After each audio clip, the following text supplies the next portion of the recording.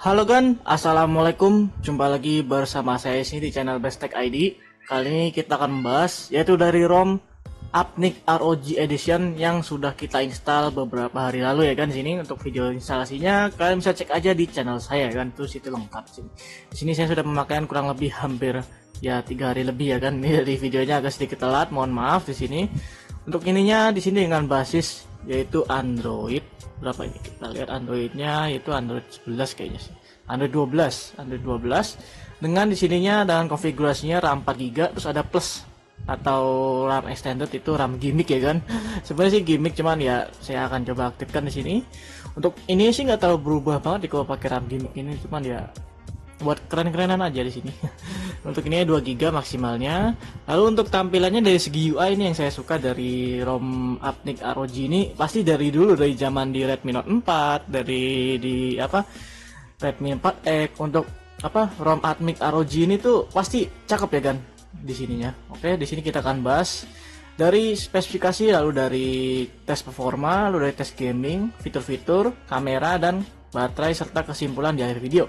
Tanpa basa-basi, kita langsung ngecus ke pembahasan pertama, yaitu dari fitur-fitur yang ada di ROM ini. Langsung ngecus ke pembahasan dari fitur-fiturnya ya kan sini.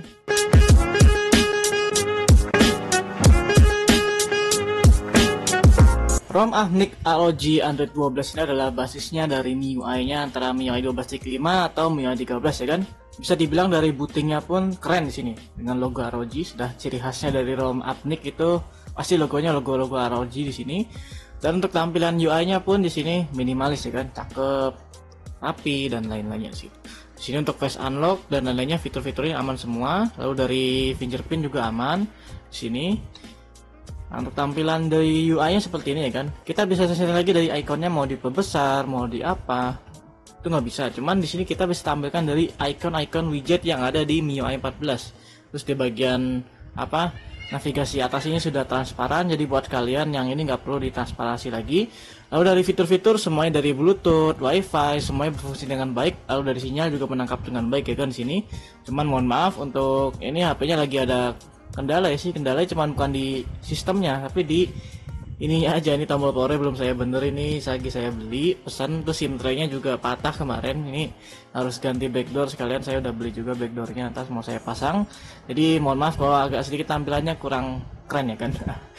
Tapi untuk itunya nggak mempengaruhi dari sistem-sistemnya kok di sini. Lalu di bagian setelan, untuk pergi ke setelan ini kita ditemui dengan tampilannya yang cukup simple sini, sama halnya kayak ROM MIUI pada umumnya. Dimana untuk setting-settingannya di sini ya nggak ada yang begitu spesial ya buat ini. Cuman ada di special gitu di sini kita setting seperti biasa di sini. Ada second space dan lain-lainnya. Lalu di bagian tampilan selalu aktif di sini ada apa namanya kayak AOD seperti biasa. Lalu ada ketuk dua layar seperti ini, lalu seperti ini dan lain-lainnya. Oke. Lalu di bagian display di sini, di display sini ada mode anti clip. Mode anti clip tuh mode yang buat kayak di komputer itu tuh. Di laptop itu kan bergaris berbayang ya. Nah, tujuan mode anti clip seperti itu. Lalu skema rasio pengembang layar, cuman sini maksimal di 60 Hz saja. Emang dari layar cuma 60 Hz saja ya kan di sini. Lalu ada mesin penggambar AI. Nah, ini yang saya suka. Ini dari ROM custom ROM UI lainnya, cuman di ROM ini yang saya temukan ada namanya mesin penggambar AI. Jadi tujuan mesin penggambar AI ini jadi untuk membuat dari apa istilahnya kayak peningkatan boost warna gitu, entah di gambar, entah di video YouTube, entah di video yang di galeri atau di pas lagi main game ya kan. Jadi bisa di setting dari resolusi supernya. Di sini bisa jadi peningkatan audio, peningkatan gambar di sini juga ya kan. Lalu di sini ada peningkatan gambar AI di sini. Jadi buat pada saat kalau kalian lagi apa nampilin foto itu fotonya terlihat lebih hidup ya kan, atau video seperti itu. Ada mix di sini. Nah, bisa dilihat di sini juga ada previewnya ya kan seperti itu. Lalu untuk fitur spesialnya sih ya paling itu aja di sini. Nggak ada yang begitu dari pusat kontrolnya. Bisa lagi dari ininya. Ya nggak begitu ini. Untuk baterai dan lain-lainnya pun awet ya kan. Baterai awet. Seharian pun bisa dapat ya kan sini. Untuk ROG sininya dapat seperti ini. Oke, settingan seperti itu. Ini untuk fitur-fitur seperti itu. Dan di sininya untuk ininya M-Banking semuanya berfungsi dengan baik karena dari bawaan default ROM-nya nih belum di root ya kan. Jadi buat kalian yang pecinta yang mau jadiin HP ini ROM-nya sebagai ROM daily, bisa saya rekomendasikan buat kalian. Terus juga disclaimer juga, ada yang komentar kalau misal buat konten itu harus dijelaskan mengapa lebih baik install custom ROM daripada ROM bawaan. Apa ROM bawaan itu jelek atau apa? Sebenarnya sih kalau buat custom ROM itu 11-12 ya. Ada yang bagus, ada yang jelek. Di sini ya kan. Di awal dulu kita sebut ada yang bagus, ada yang jelek. Di sini. Yang jeleknya apa? Yang jeleknya kadang suka kita temukan namanya bug. Entah itu dari bug kamera, dari bug sinyal, bug wifi, bug bluetooth, atau bug-bug lainnya kayak misal baterainya boros karena kernel atau karena sinyal nuntutan suka hilang-hilangan seperti itu. Sebenarnya sih untuk ROM official sih itu udah enak ya kan, udah istilahnya nggak capek-capek lah kita buat unlock bootloader buat UBL dan custom ROM-nya udah enak, tinggal kita pakai aja. Cuman kalau kita di sini kan HP ini ada batas update-nya itu 2 tahun ya. Terus 2 tahun update, 2 tahun security patch ya kan, seperti itu. Jadi buat ininya mungkin kedepannya ini kayak Redmi Note 5 ini kan sudah nggak dapat update MIUI lagi, terakhir di MIUI 12.5 ya kan. Sedangkan Redmi Note 4 itu di MIUI 11 atau MIUI 12 ya, saya lupa. Kalau boleh ini kalian komentar aja. Jadi buat custom ROM itu hal yang menurut saya ya bebas-bebas aja, terserah kalian mau di custom ROM mau enggak HP-nya. Di sini saya kan tujuannya buat konten seperti ini untuk memberikan edukasi atau pengenalan lah bahwa custom ROM yang saya bawa sini ada hal-hal baru nih yang bisa dicoba, ada apa aja yang saya temukan, lalu dari tentang performa, bagaimana dengan performanya, terus bagaimana dengan main gamenya, apa enak, apa enggak. Jadi buat itu lagi kembali ke selera masing-masing ya kan. Nah, jadi seperti itu. Oke, untuk fitur-fitur seperti itu, mohon maaf agak sedikit panjang ya kan di penjelasan fitur-fiturnya. Langsung kita cus ke pembahasan saja dari tes performa dari ROM ini. Langsung kita cus ke pembahasannya ya kan.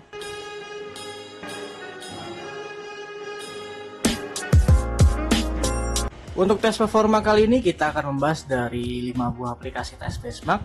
Itu dari seperti biasa di sini. Ada benchmark dari Antutu, 3D Mark, Geekbench 6, GPU Mark Benchmark dan CPU throttling. Jadi untuk spesifikasi singkatnya aja, untuk HP ini pakai chipset dari Snapdragon 636 dengan RAM 4 GB dengan eMMC yaitu sebesar 64 GB. Untuk konektivitas sisinya masih 4G belum 5G. Untuk pemasangan berada dari skor Antutu. Untuk skor Antutu ini sih dapat sekitar 100 ribuan ya kan, lebih seperti itu. Itu dapat skornya di 167.348 ya kan di sini. Untuk detail skornya seperti ini.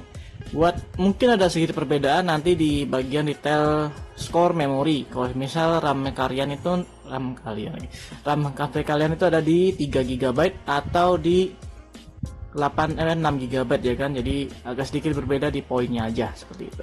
Untuk suhunya pun ya relatif hangat ya kan di sini, karena saya pakai mode performance ya, jadi ya dari 40 naik ke 42 derajat, naik 2 derajat ya, jadi nggak terlalu segini sih, masih standar ya. Suhu HP sekarang juga rata-rata suhu panasnya di atas 45 derajat, bahkan ada yang sampai 50 derajat. Itu Snapdragon 888 itu ya, dan di Xiaomi Mi 10T Pro ya, Mi 11 Pro di situ udah panas banget seperti itu.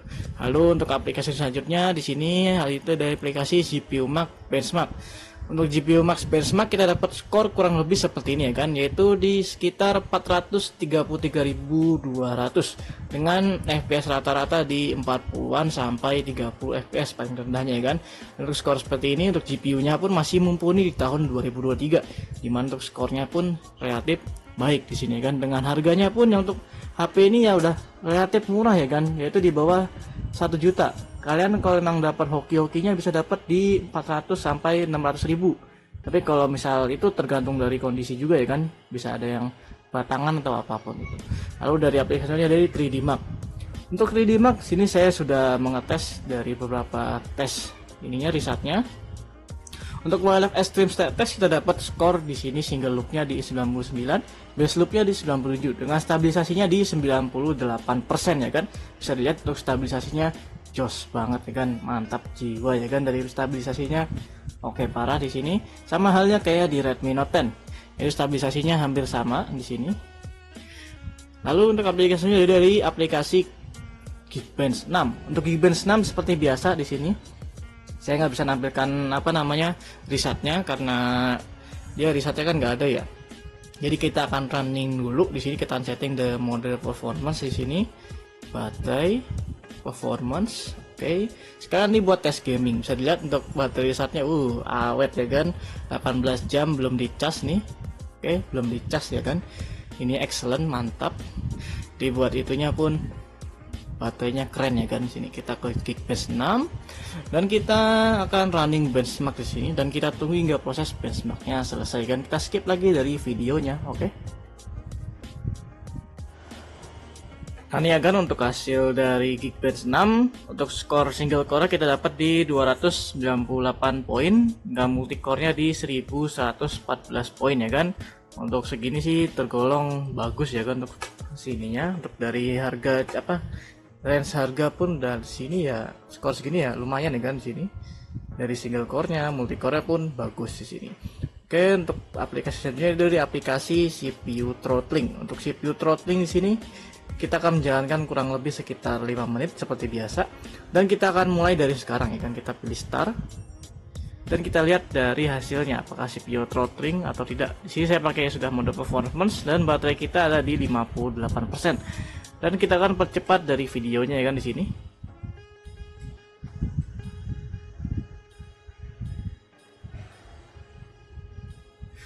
Bisa dilihat ya kan di sini kita sudah menjalankan hampir 8 menit. Bisa dilihat untuk grafiknya pun bagus ya kan. Di sini bisa lihat dari grafisnya nggak ada yang drop sampai di bawah 80%.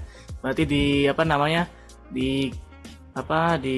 3D Mark tadi itu bener buat ininya, skor stabilisasinya di 98%. Bisa dilihat dari ininya kita masih jalan terus, ininya pun stabil ya kan, belum ada penurunan sama sekali. Paling cuman di baterainya yang tadi ada berapa, sekitar 50-an jadi 46%. Nah, jadi untuk tes performa seperti itu ya kan. Lanjut kita ke tes selanjutnya di tes gamingnya. Langsung kita cus ke pembahasan dari tes gamingnya. Oke.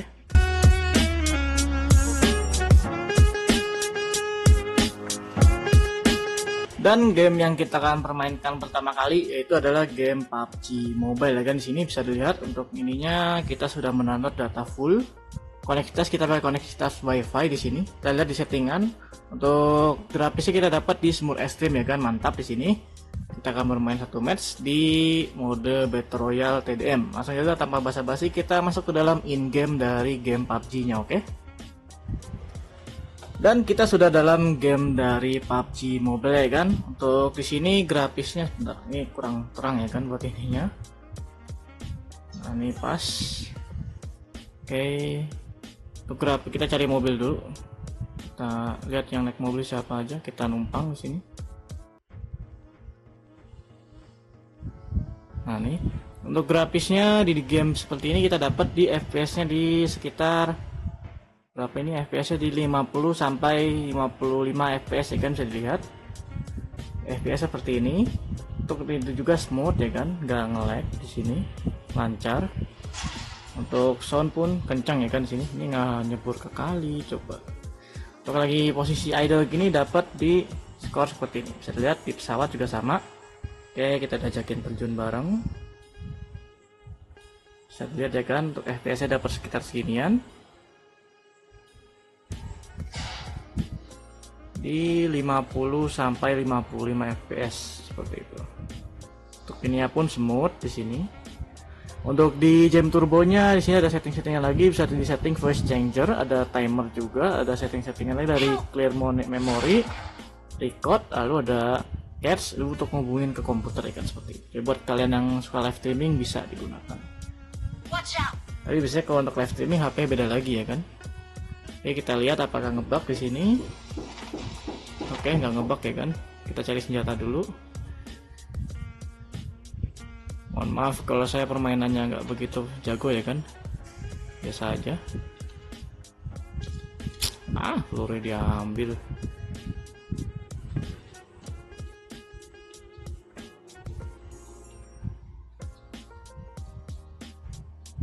Itu udah kena aja nomor berapa. Jadi untuk ini smooth ya kan, bisa dilihat lancar banget. Oke.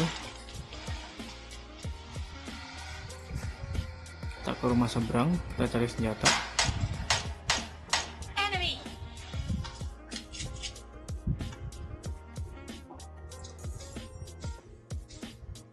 Oke, mantap, kita dapat Uzi. Ininya pun stabil ya kan, bisa dilihat.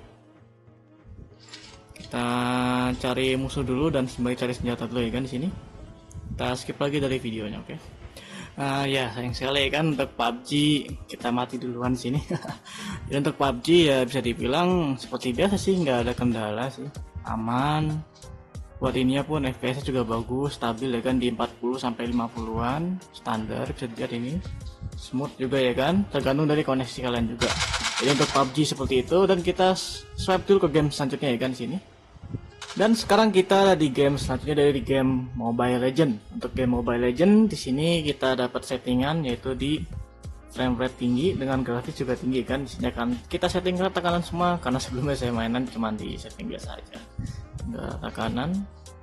Oke, jaringan juga sama, speed mode. Untuk FPS di lobby dapat di sekitar berapa ini? 50 sampai 55 FPS, sama kayak di PUBG tadi ya kan. Belum 60 FPS. Kita main mode ranked. Dan langsung kita masuk ke dalam in-game dari game Mobile Legends ya kan. Langsung kita cus ke dalam in-game-nya, oke.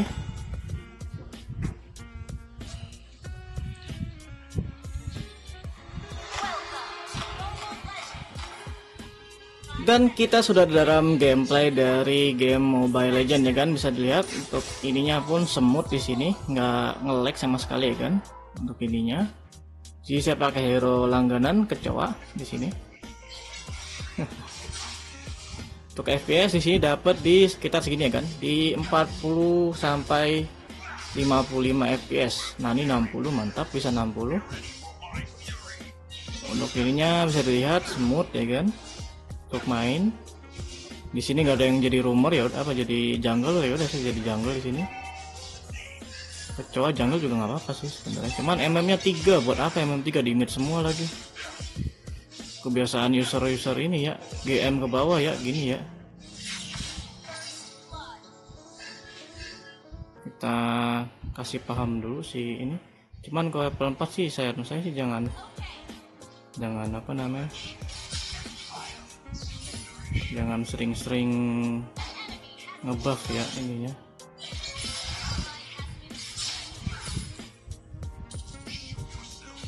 Bisa dilihat kita bikin DAS.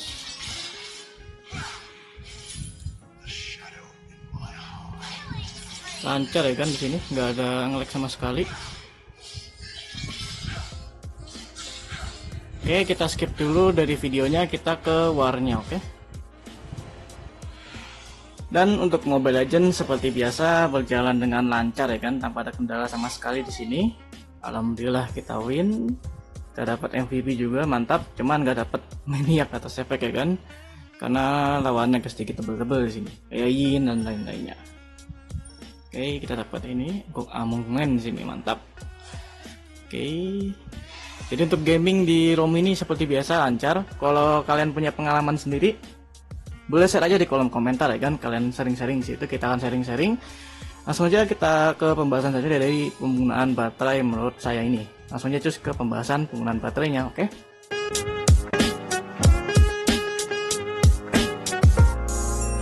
Dan kita ke pembahasan saja dari penggunaan baterai di ROM ini ya kan. Untuk penggunaan baterai di ROM ini sih ya saya rasa ya gimana ya, mau dibilang boros enggak, dibilang irit juga enggak ya. Soalnya kalau kita pakai mode biasa ya, balance itu di sini kita dapat, di sini saya belum ngecas ya dari kemarin ya, itu sekitar 19 jam lebih ya kan. Cuman kalau kita nyari mode performance, nah kan kita buat tes kayak Geekbench 6 sama buat main game ya, PUBG ML, itu baterainya langsung drainnya parah ya kan, turunnya parah banget bisa dilihat. Jadi buat Saran saya sih kalau kalian mau kayak buat main game, saran saya di mode balance aja. Kalau kalian mau cari yang bener-bener paling sambil dicas, bisa mode performance. Untuk penggunaan baterai sih segini ya lumayan nih kan, seharian bisa dapet. Lalu untuk quick charging gimana bang? Untuk quick chargingnya nyala normal seperti biasa. Nih sebagai contoh saya akan contohkan di sini. Untuk quick charging aman di sini bisa dilihat.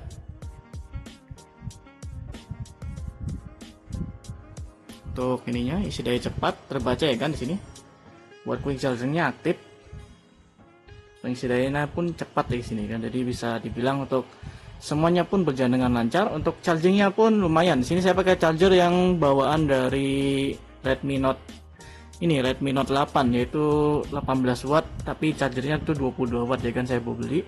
Itu isi casnya sekitar 1 jam 28 menit, 1,5 jam lah. Ya segini standar ya kan buat speed charge-nya, sini tergolong cepat juga ya kan.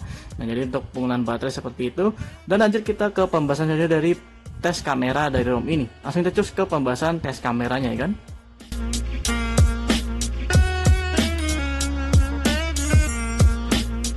Untuk kamera defaultnya di sini, yaitu dia pakai stock cam UI di sini. Di sini bisa dilihat untuk semuanya berfungsi dengan baik ya kan, dari mode pro-nya, ada settingan dari white balance, fokus, shutter speed, ISO dan average, ada video. Dimana untuk videonya bisa merekam hingga resolusi di sininya di berapa? Di 1080p di 60 fps ya kan. Lalu di bagian foto di sini normal, di bagian potret juga normal, dan di mode lainnya di sini kita bisa setting yaitu dari mode pendek, panorama dan selang waktu. Untuk semuanya sih berfungsi ya kan, bisa dilihat berfungsi dan hasilnya pun bagus ya kan.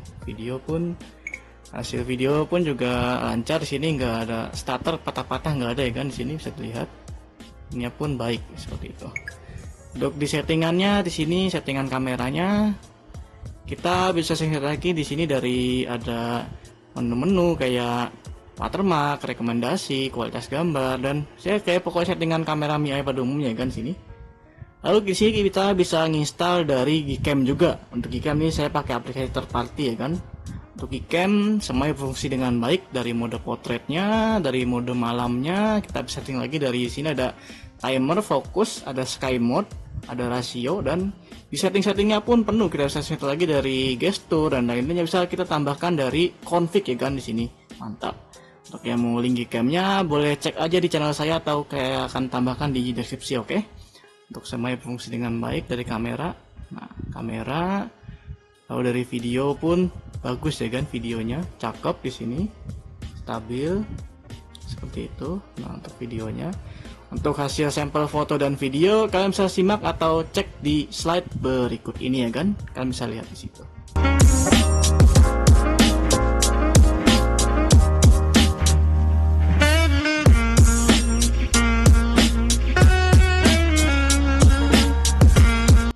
Nah, jadi kalian sudah melihat kan dari hasil foto dan video yang saya tampilkan tadi. Langsung saja kita ke pembahasan terakhir, yaitu kesimpulan dari ROM ini. Langsung kita cus ke pembahasan ya kan.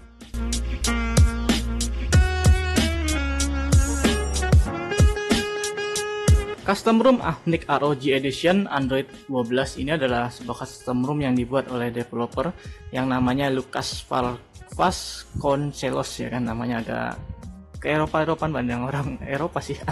Untuk custom ROM-nya sih menurut saya di sini bisa dibilang bagus ya kan, buat kalian yang buat harian, mau buat daily atau buat game pun di sini bisa berjalan dengan lancar. Untuk kameranya pun support dari Gcam, support juga dari stock cam juga. Untuk hasilnya pun cakep-cakep, bisa dibilang cakep juga. Terus juga dari hasil video juga stabil, kamera depan belakang. Lalu juga untuk dari tes performa pun dari hasil Geekbench tadi dan performa lainnya pun baik ya kan. Dari segi CPU throttling pun juga tergolong stabil, nggak nyampe di bawah 80%, malah stabil di 90%an ya kan. Bisa dilihat tadi grafiknya masih hijau, kita baru udah jalanin sekitar 6 menit hampir 7 menit ya kan, seperti itu. Jadi untuk ROM sekian tadi dari review dari ROM Ahmnik ROG ini. Terima kasih udah nonton sampai akhir, dan jumpa lagi di video selanjutnya sob. Yang mau request ROM apa aja yang mau dibahas silahkan bahas di kolom komentar ya kan. Sekian dari saya, assalamualaikum, dan jumpa lagi di video selanjutnya sob. Adios dan sampai jumpa di next video selanjutnya. Bye bye.